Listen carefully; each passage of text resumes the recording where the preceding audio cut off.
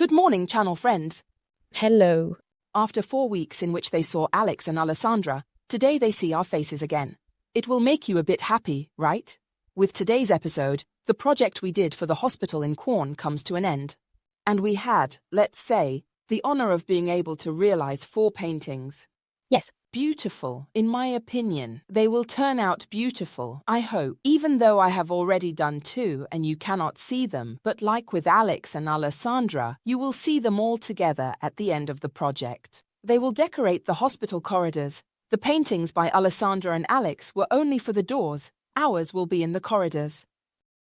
We were assisted by an Italian company called Temalì Decò, which produces decor items. What does it mean? They produce découpages, however, decorative items for restyling, for the walls, let's say different decorative materials. And they also produce customized découpages. Since I wanted to continue with this idea of cities, I said, who knows if they will help us create some découpages made especially for our project, and they said yes. I am proud to show you these images, which are truly beautiful. Is that right, Emma? It might be right. Yes, 1, 2, 3, 4. We have chosen to use skylines in general as the main subject of the project, taken from the most beautiful cities in Italy. For example, here we are in Florence and the view is beautiful because there are these very ancient windows that even capture the main part of the most famous monument in Florence, namely the cathedral. Well done, Emma, always careful. So now I am starting to use this decoupage and apply it. Also because it will not just be a decorative panel with a decoupage on it, but there will be some techniques that will be added. We have already applied a coat of clear sand to have a clear base. I do not intend to use craquel because, as you know, we often put craquel under the decoupage, but we don't like it here because these are quite modern paintings, so we will work on these shades. I really like the intriguing part of this decoupage. The others are all different, so we don't have a common theme. The common thread is Italian monuments. Shall we start? Let's start.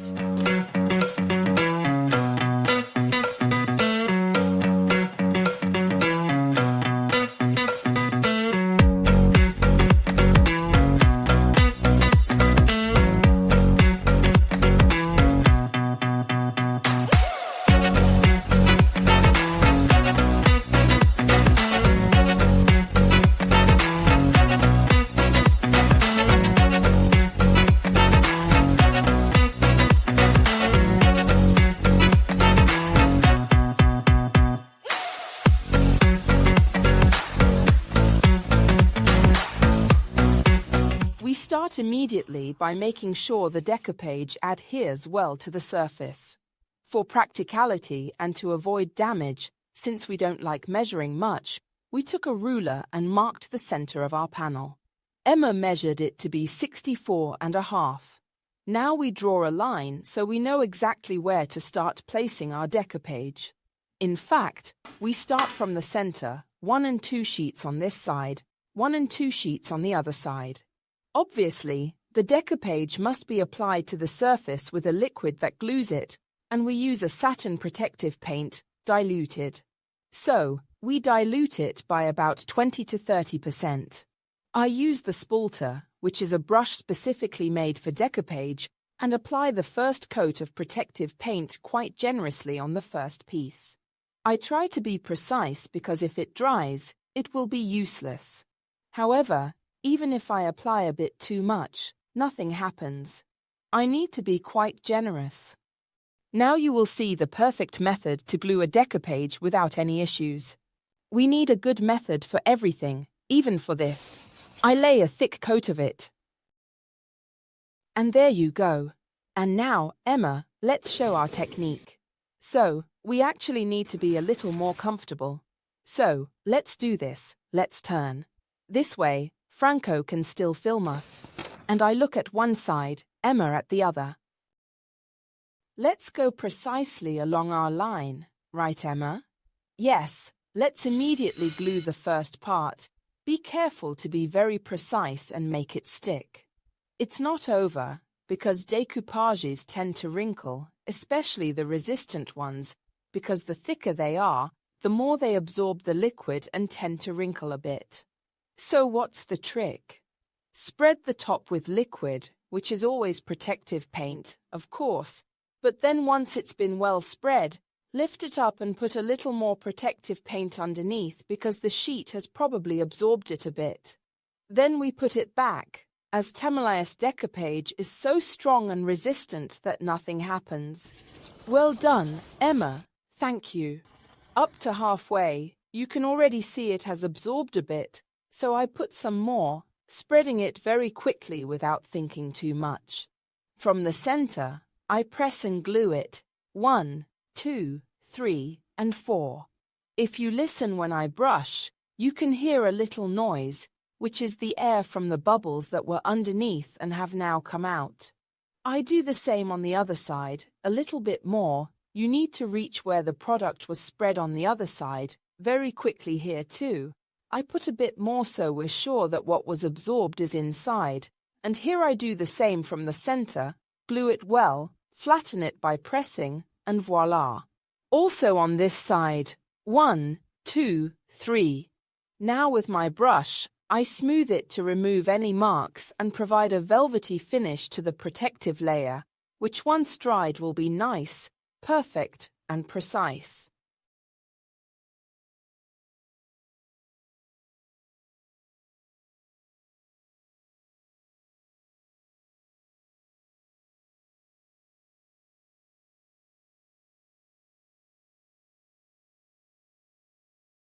Now, however, you need to be careful as we will reposition the first sheet. This is a bit of the skill involved when placing a repositioned decoupage, like when applying wallpaper. You should be precise when rejoining. So be careful.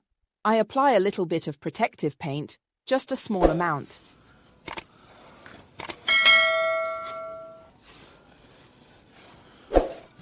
I can also slightly overlap with the other decoupage because this way we are sure that the edge is perfectly done with the glue, which in this case is the protective paint.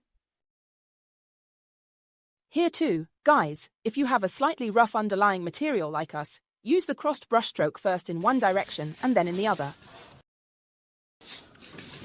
Now we have to be as precise as possible. First, Emma and I will stand here and reposition. Emma, you're in charge because you have the studs on your part. I can tell you that I am quite good from this side as well. Perfect. You now see a difference in colors simply because this side is already wet and damp, and so you see the colors are very wet and vibrant. This one is still dry. Now I will moisten and glue everything. It will be damp and look as vibrant as the other. Just a little, a spoonful, and I do as I did before. Look how the color changes when I spread it. It becomes beautiful. There you go.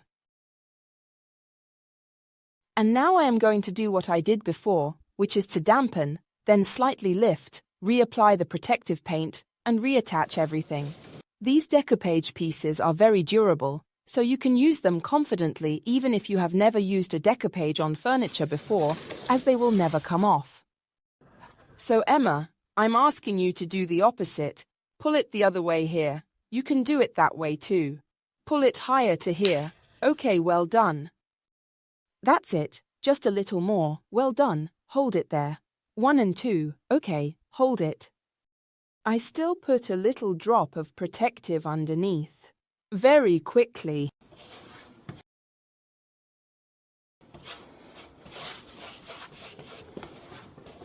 This is to ensure that they never come off for many years. And we do the same thing as before. 1, 2, also the other way around, from this side, because then I will also do it the other way around. Okay, Emma, I've removed enough bubbles, but now do it from the other side, please. I won't add more liquid, it's just to lower it. Well done. Stop. You up. Oops, no, don't worry. The bubble will come out on its own. Look all these overlaps and lifts. I did them mainly to show you what an amazing material this is. Let's do it again here, and voila, we've lowered and raised it 4 times. It's not damaged.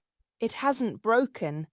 It hasn't changed at all now. I'm going to put a little drop on the edges because before I was a bit stingy with the edges, but as you can see, the design is perfect and hasn't undergone any alteration even though I've repeatedly lowered and raised the whole sheet. Look at this spectacle and voila, obviously.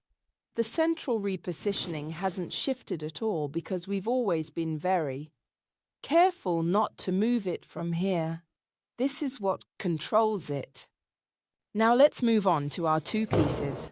Our decoupage is nicely dry, it adhered well and hasn't shifted.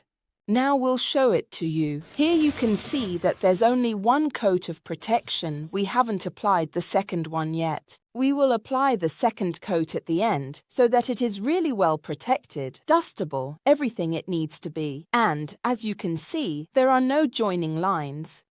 Now we are going to take an important step. Why? Because in this hospital there was already a pre-existing painting, and this painting was made just like this. It had a central design, and the continuation of this print was hand-painted on the edges. They only hand-painted the frame because there was a print in the center, so we thought. Since they no longer liked this painting, as it was very old, faded, discolored, and no longer fit well in the context, we took it and modified it, and later we will show you how we worked on its frame. But we want to reproduce the same, let's say, theme on the other paintings that we will place in the corridor, so we will make a frame with Woodubend mouldings. We have the opportunity to have this amazing product. Only Woodubend creates these trims, okay? There might be many mouldings around, even at a low cost. But be careful when you heat them up and breathe in the wood fumes, so if you don't know what's inside, be cautious about heating them. However, only Woodubend produces this type of product, these trims, which are up to 2.10 meters long. They come in many sizes and thicknesses, and can assist you in all areas. Whether it's the edge of a table, a finish on a sideboard, filling holes in an unsightly spot because a piece is missing, or creating a real frame, it is the perfect ally. Emma and I will show you how to turn it into a perfect frame on this painting, and then work on it to transfer the design onto the frame. It's not a new technique, we haven't invented anything, it's something that's always been used, okay? However, it depends on how you contemporize a technique to make it more modern. Decoupages have been around for ages, but it depends on how you use them and what subject you have, making it modern. We use this mouldings with the code WUBTR 740, which is called how? Alloro. Okay, Alloro trim. Do you already know how they work? If not, watch, they are set up similarly. Obviously, the trim must be year-old in the meantime. So, this tile that we provide you with the moulding is often useful for heating it as well, because if you have a plastic table, be careful as you might heat it a bit too much with a hairdryer or something else. If you have a heat gun like me, it takes a bit less time.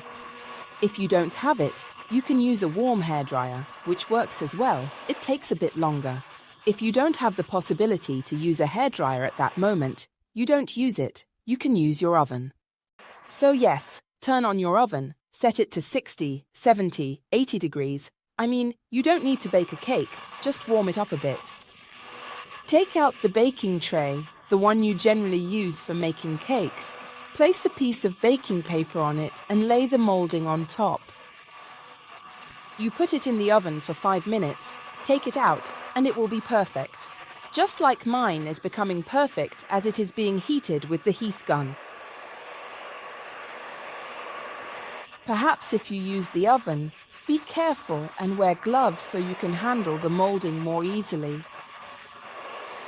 You see, I heat it well even by flipping it, and it's starting to do this.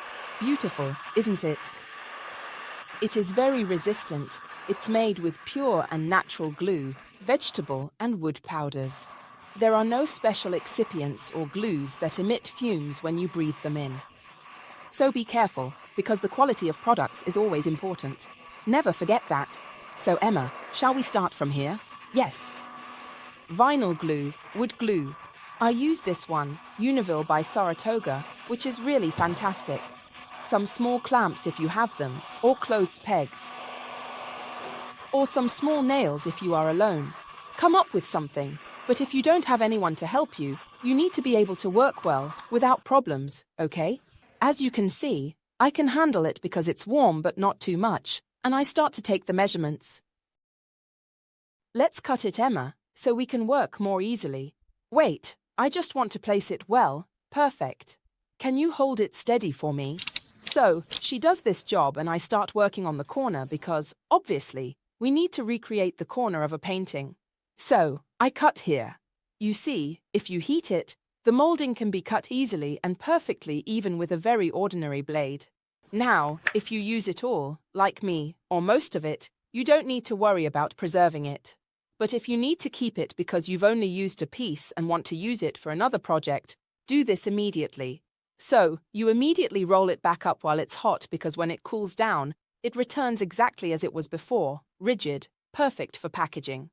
The moldings take the shape you want. They can become completely round, cubic, as you wish. The important thing is you always handle them while they are hot and cut them when heated. Now we use some vinyl glue. Let's apply it. I remove the cap, and I put a bit of it because you know we love to apply the vinyl glue and then later remove the excess with a small brush and a drop of water. We need to pay attention to a very important detail here. It will be cut later, so that's not a problem. However, the important detail is that we need to apply it perfectly. Wait, it needs to go a little lower, otherwise we won't be precise, so we must not go over the edge even by a millimeter, as you can see. And, above all, we need to be very, very adhesive to the surface. We must not leave any bubbles. How do we do this? We take a small cup with a drop of water, you can see it here, a small brush, and I do this to remove the excess glue that might come out.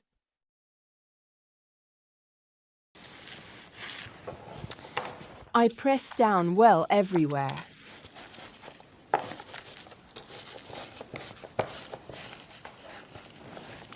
I remove further excesses here with a damp cloth and start placing my clamps.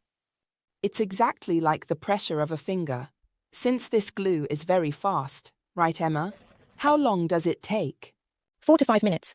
It's really quick. In the meantime, you start taking measurements, cut the other trim, and you're all set. And there you go. Now Emma and I start measuring the other side and join it because the important thing is to show continuation of the design. I turned my painting upside down to align this corner properly. You see it's cut like this, at a 45-degree angle on this side. I need to position myself here. So I start from below, heat it, and cut just a bit.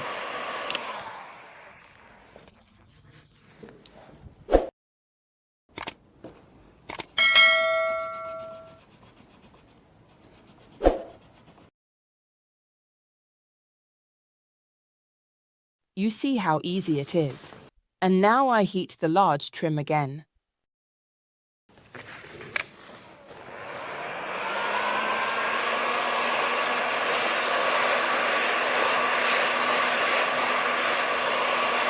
Let's unroll everything properly.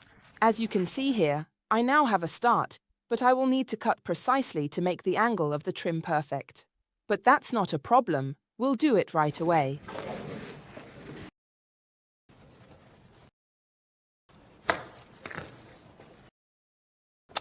You see that now it matches perfectly. Now Emma, I'm going to the other side and while the trim is hot I cut the little piece. Here I make sure to do it straight, Emma, okay? Okay. We cut it later for what we need. Please, always do this. Even if there's a small piece left over, heat it and immediately put it back into its rolled form so it doesn't break.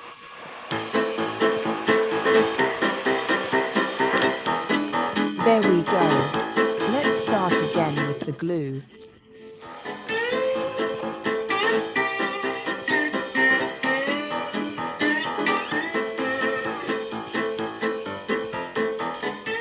Here I have a slightly larger clamp, but I gladly use it to hold the entire trim at the bottom in place. And here we are going to place some others. If the first clamps you placed have already secured your trim, you can safely reuse those.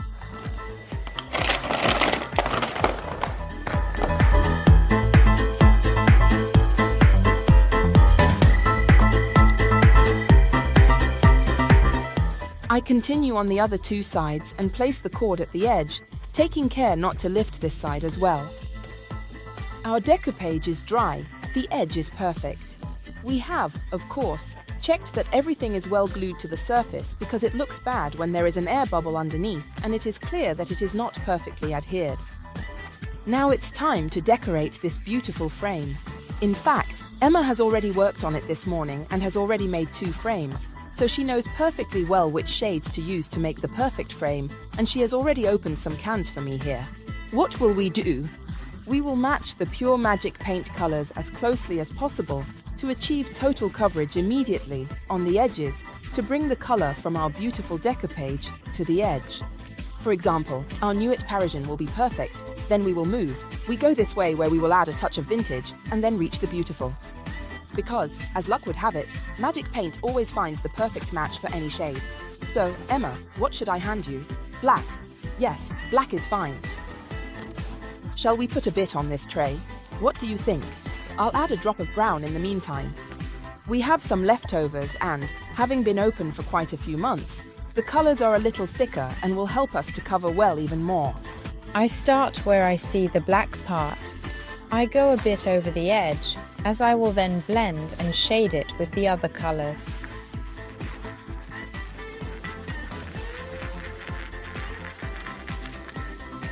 So I make a little black piece, and if I happen to smudge a bit, having applied the protective coat, I can clean it with a cloth.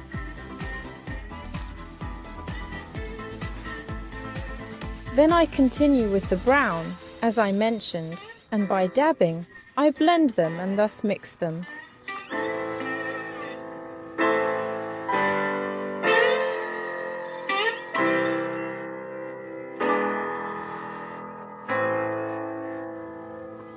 I am carrying on like Emma. In fact, I am doing the initial part, and if I smudge, I can easily remove it with the cloth. Look how the color is already perfect, in the sense that it looks great and is a continuation of the image. Now, Emma, in the meantime, we need to show at home how to create color gradients even when they are a little more vibrant. I take a bit of vintage. I go this way where, as you can see, there is a slight burnishing and I blend it into black, like this. Our skill lies in not showing where the brown ends and the black begins, thus blending everything in this way.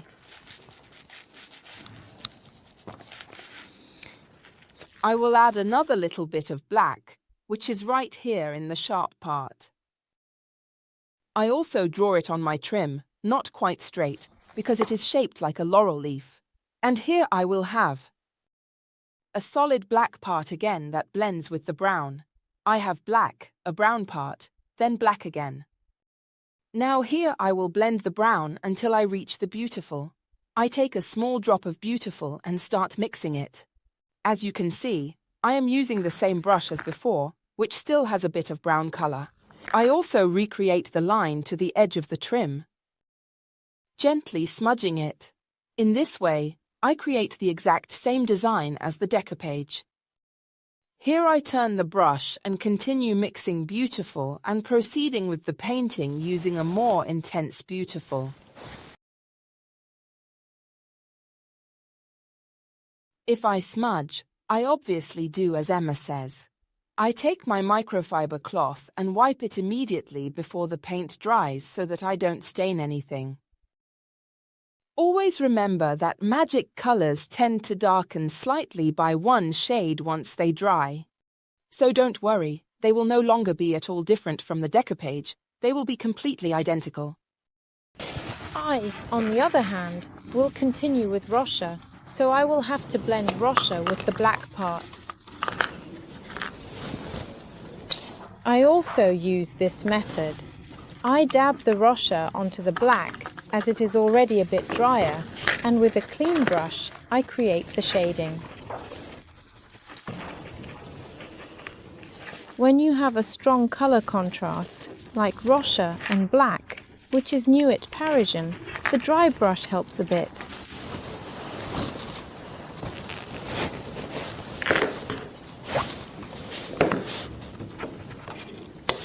If needed, I'll add more black. Continue.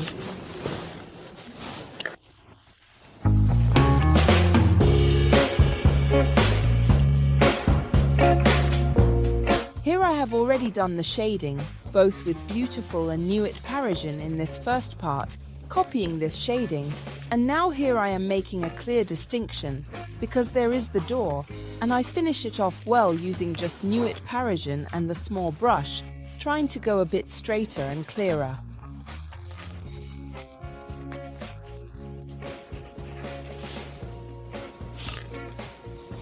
Now here I carefully blend the color again, slowly adding a bit of brown until returning to black again.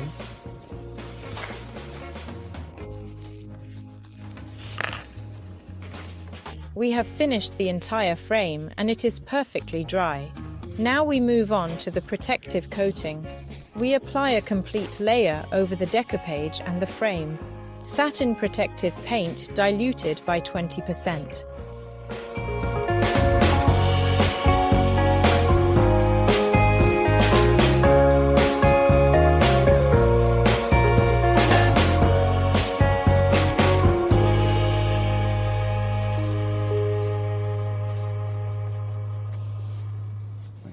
Look at how the protective paint highlights all the colors and how the frame, once protected, takes on the same tones as the decoupage.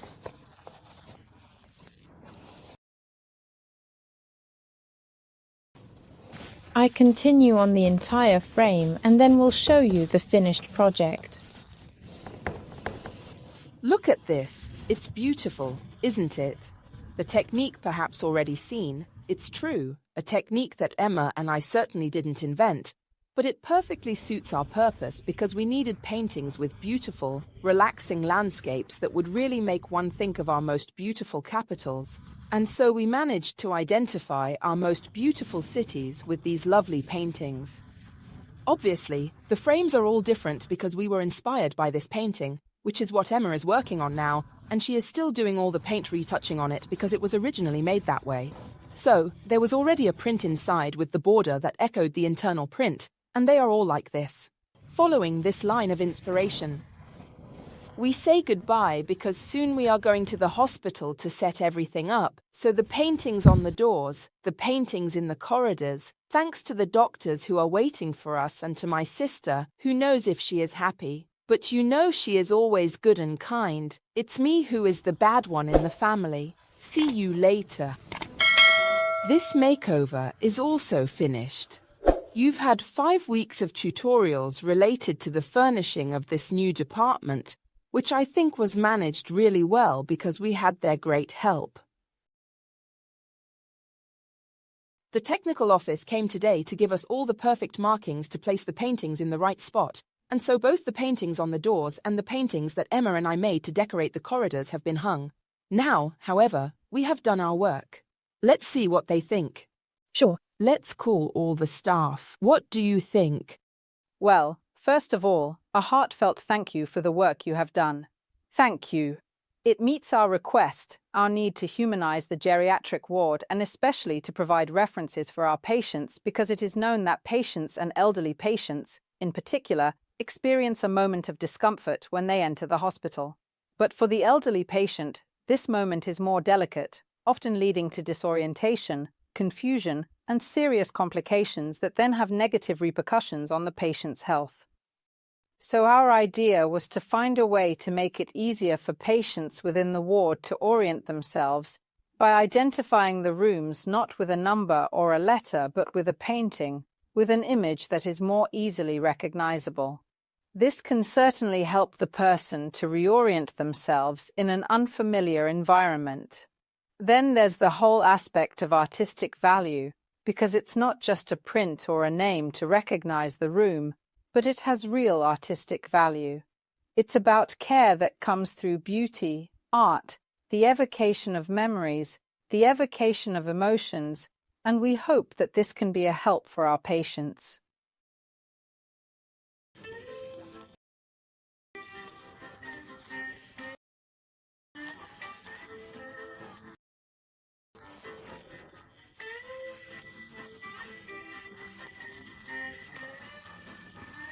Well, thank you, Donatella. What do you think? I am extremely satisfied. I agree with the doctor because, in any case, we had thought about it, but it is better than what we had imagined. Well, we've been talking about it for a while and thought about what we can put on these doors to make them beautiful and more recognizable, and so in the end, we put all our heads together.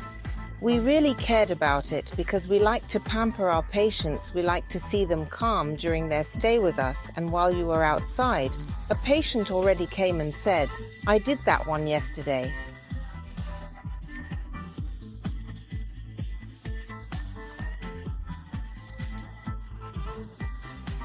Joking aside, jokes are necessary in a hospital ward because it's important to lighten the mood for everyone, including them who are with the patients every day, and the first thing they want to do is lighten the mood. So, I am very happy to have worked for you, with you, more than anything, right, Emma?